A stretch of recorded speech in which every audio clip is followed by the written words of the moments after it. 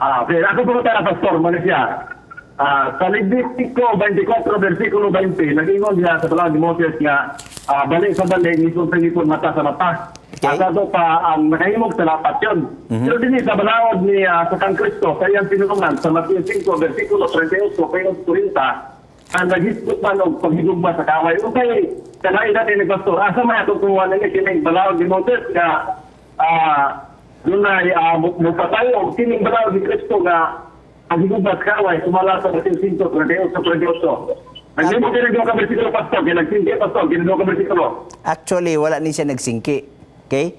Atong basahon na, kinigingon sa 38, kamo nakadungog na, nga giingon mata tungod sa mata o ngipon tungod sa ngipon.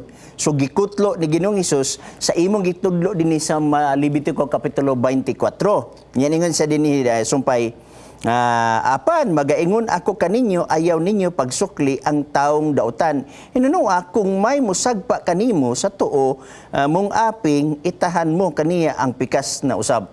Wala mo kinakita nga nagsingki ni siya. O wala sa tayo nabasa, nga giwala na ni Ginoong Hesus kini gitawag na tuog mata tungod sa mata, ngipon tungod sa ngipon. Wala man sa ko'y nakita din nga dautan.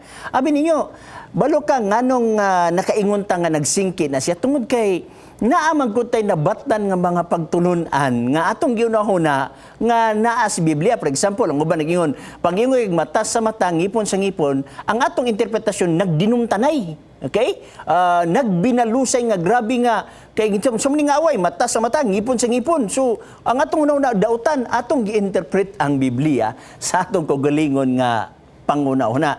Actually gitawag magani sa uban og lex talionis, no? Ang konsepto magud ani agsoon nga gisgutan sa balaang kasulatan, meaning to say ang damage sama sa ang punishment sama sa damage. So mao ni ang gihatag nga mga huna-huna dinhi nga mga punto. Wala may nasingki sa akong nakita dinhi nga mga punto igsuon. Kay kini bagong gitawag na tog lex talionis igsuon nga ngipon sa ngipon, mata sang mata. Ang gitawag na siya og law of retribution. Kung unsay imong sala, equivalent ang punishment niya na.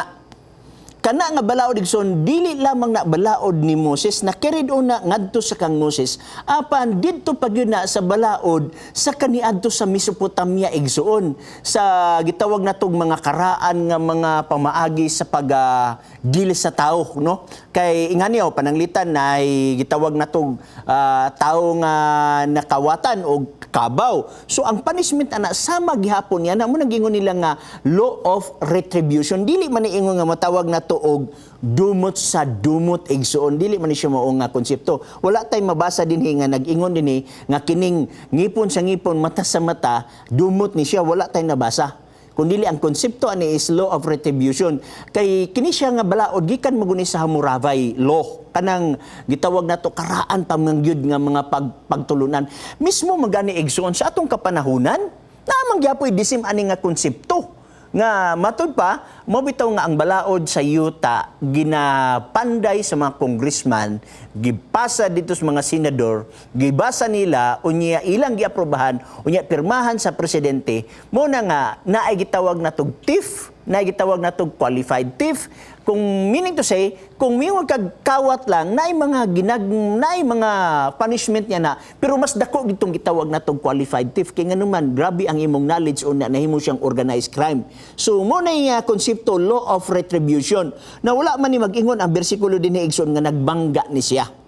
Naghisgot lang siya nga, taas-taasan nato ang pailob. Mo ni punto dinhi nga kun mo sagpa sa tong wala auto, itahan na tong pikas. Meaning to say, naay pailob. Pero wa mag-ingon nga giwala ni siya nga balaod igsoon. Wa ko'y nabasa diri nga kini nga punto nga law of retribution giwala ni siya. Wala ko'y nabasa diri igsoon.